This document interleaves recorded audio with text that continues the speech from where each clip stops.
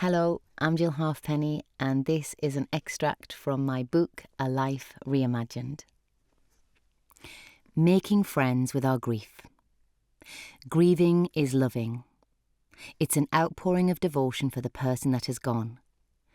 Grief has an energy and a force that is unpredictable, but the way we respond and interact with that force can allow us to feel as though it's not just happening to us, but rather we are in a process, an unfolding of sorts.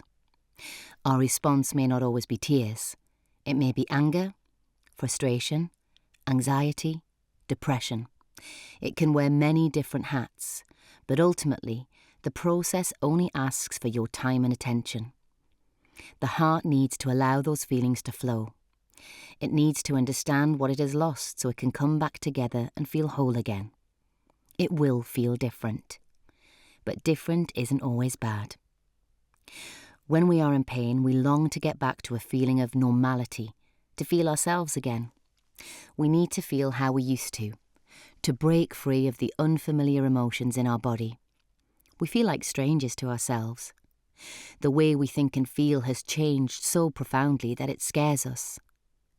Living without the person we have lost is painful enough, but feeling like the world we live in is unrecognisable is too much to bear. So off we go, to anything that feels or sounds like home, something that soothes us because it's what we know. At first it feels great, like we might be able to survive. It seems surmountable. We see friends, fill up our diaries, go back to work and continue with our lives. The normality calms us and our brain begins to think that we might just be okay. What we're not prepared for is the unravelling. Rushing our grieving process and not putting ourselves back together gently is a bit like looking something up on Google. Before we've barely asked ourselves the question, the phone is out and we've retrieved the answer. There was no thought, no patience to see if we could get there in our own minds, no stretching of ourselves to try to reach the answer. The hard work has been done for us.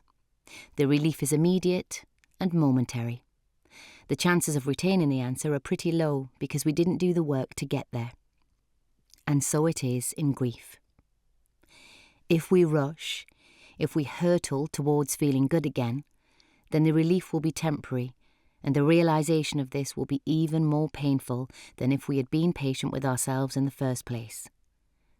The number of times I've been angry with myself and screamed, I thought I was past this. I thought this had been dealt with. What I really mean is, I don't want to visit this place again. I don't want to have to go back to this dark and frightening place again. But go back we must. Again and again and again. And each time there will be a new lesson. Each time we will lighten the load of grief, but only if we listen. The way to mend our hearts is to make friends with our grief, not to push it away, but to invite it in, like an old friend. It's not our enemy.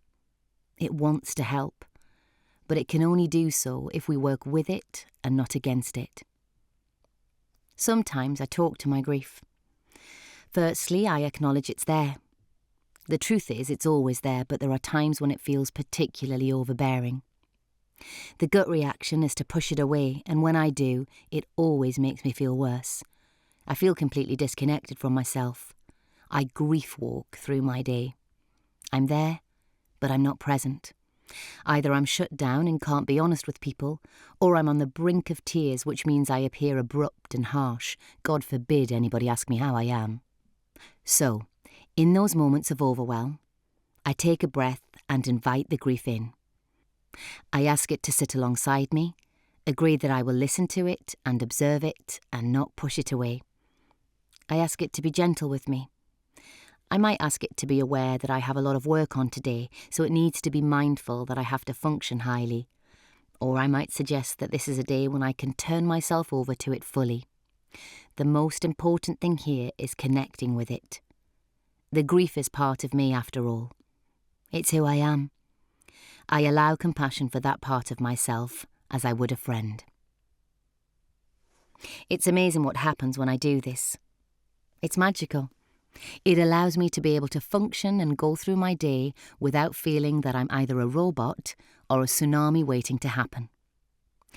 But in order to keep my heart healthy and allow it to come back together in a way that will serve me, I have to try to accept what it brings me each and every day. A Life Reimagined is out now in hardback, ebook and audiobook.